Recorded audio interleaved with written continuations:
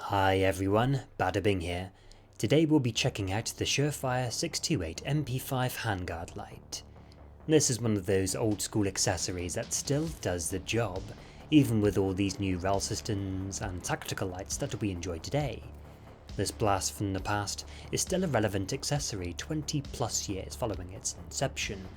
Before this handguard came around, there were some really radical solutions for weapon lights. Pretty cool, but extremely antiquated by today's standards. It is a good job the 628 was born, and to this day, Surefire continues to produce these in their updated formats. These days they have additional buttons with LED bezels, however they continue to follow the same form factor as they did throughout the 90s. I would have loved to have seen the development of this thing.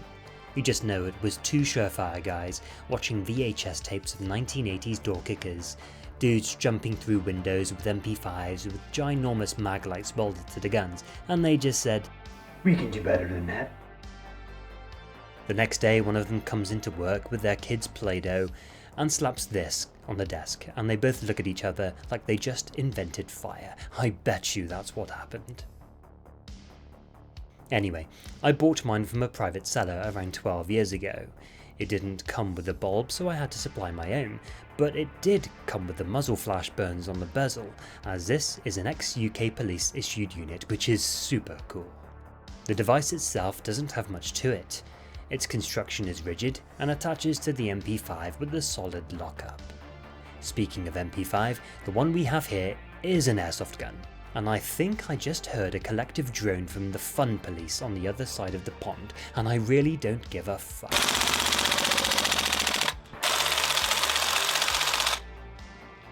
Welcome to the party, pal. This is one made by VFC, and it's a gas blowback SMG, which features semi-auto, 3-round burst, and fully automatic fire modes. To watch my review of this cool toy, tap the card here.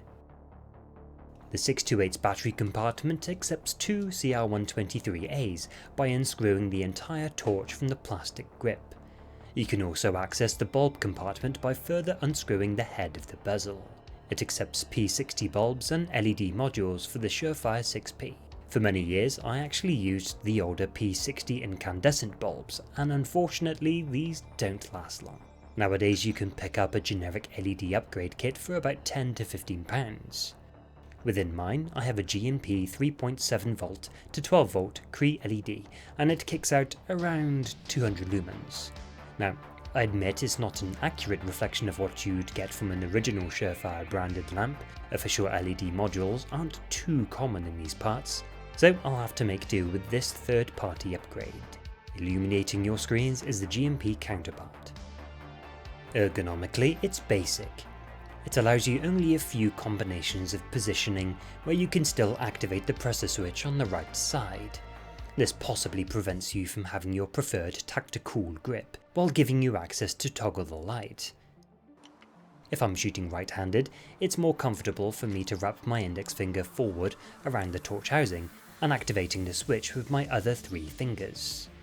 Shooting with the left feels better as I can keep my 4 fingers wrapped around the handguard and thumb the tape on the right. The tape switch itself activates everywhere along its surface. It's had a decade's worth of use from me, and God knows how many more in the hands of armed police forces. The touchpad maintains operation without any dead areas along its length. The location of the torch in relation to shooting is almost ideal. I say almost because if you're shooting from behind cover, you might have to elevate the MP5 slightly higher over that cover to allow you to shoot the light at your target as well. Throwing it around corners is where it comes into its own, and you can unleash the sun without obstruction. The 6 o'clock position of that light makes for its own target designator. At distances in and around rooms, it beautifully presents the silhouette of the MP5's closed front iron sight against the light. This is H&K's answer to the bat signal. It shines a halo around your sights, covering areas to the left and right of your sight picture. Unlike modern gun lights, the 628 floods a spacious beam ahead of you with a spot in the centre. So if you're coming up on your targets within 10 meters, you can just use that main spotlight as your aiming device, SAS Style.